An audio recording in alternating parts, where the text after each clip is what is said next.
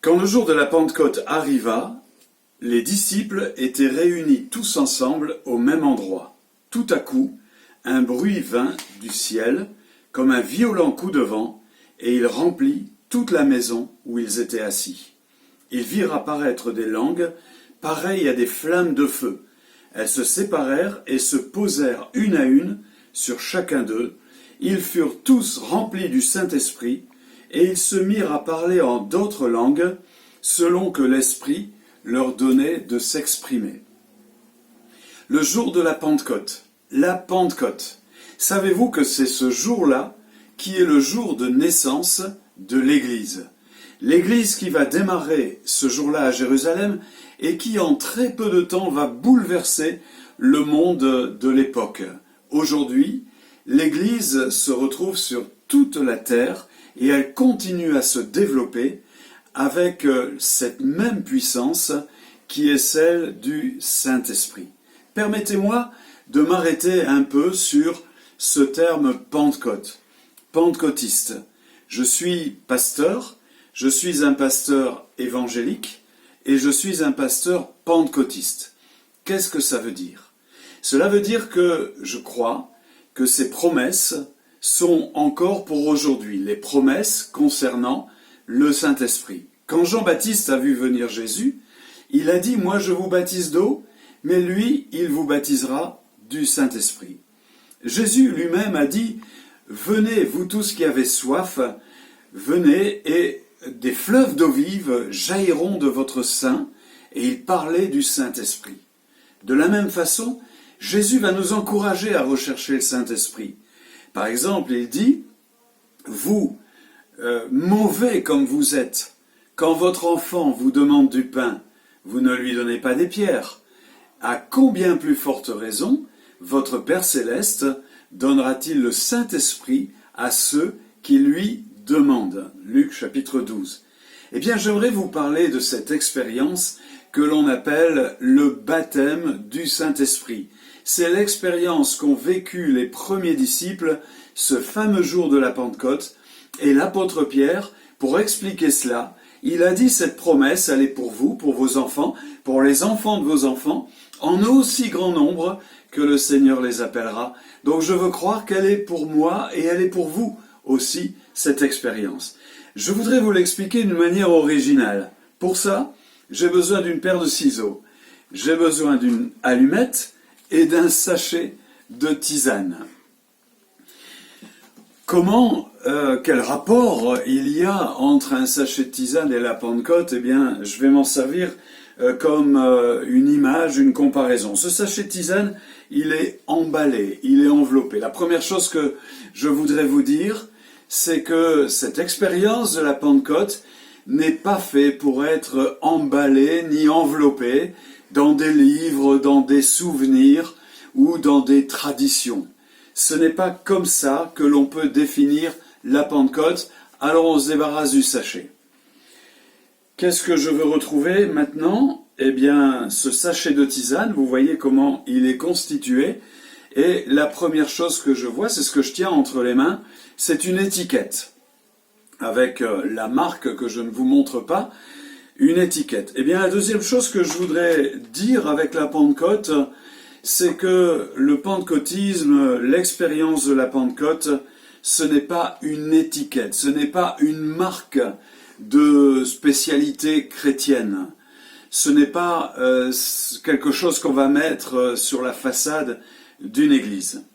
Alors il me reste une ficelle et le sachet. Certains ont dit que les pentecôtistes étaient des gens agités, qui criaient, qui riaient, qui se roulaient par terre. On a dit un tas de choses sur les pentecôtistes.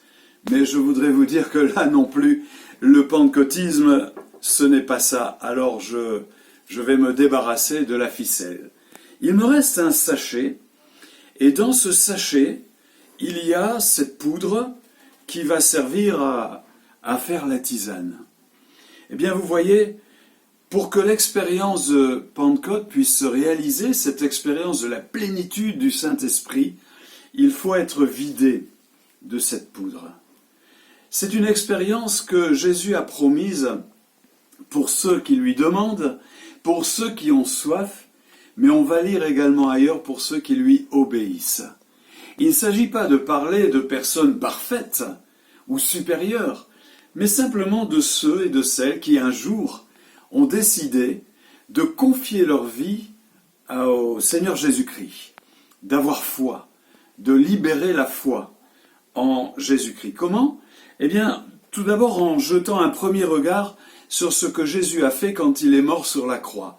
La Bible dit qu'il est mort pour nos péchés. Il est mort pour nous libérer de nos péchés, pour nous pardonner, pour nous justifier et pour faire de nous des nouvelles créatures. 2 Corinthiens chapitre 5 verset 17 dit si quelqu'un est en Christ, s'il lui met sa confiance, s'il lui donne sa confiance, alors il devient une nouvelle création, une nouvelle créature. Les choses anciennes sont passées et toutes choses sont devenues nouvelles. C'est l'expression naître de nouveau.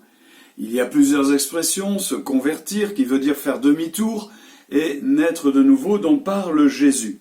Et l'expérience de la puissance du Saint-Esprit, du baptême du Saint-Esprit, ne peut être liée qu'à cette expérience de nouvelle naissance. Maintenant, mon sachet est vide. Maintenant que nous sommes nés de nouveau, eh bien, Jésus nous invite à rechercher cette expérience.